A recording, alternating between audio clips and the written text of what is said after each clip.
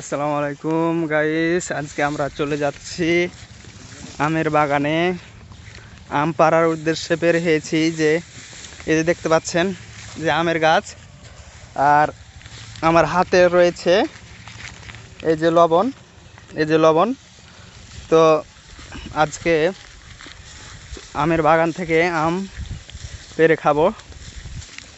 তো কি আম পারবো আপনারা যদি দেখতে চান তাহলে আমাদের সাথে থাকেন। এটা হচ্ছে ফজলি আম।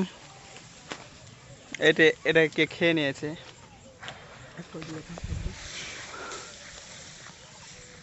তো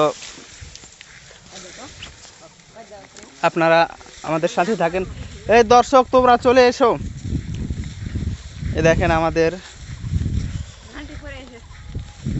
ধানগুলো দেখেন পড়ে গিয়েছে মাটির সাথে, অনেক ধান।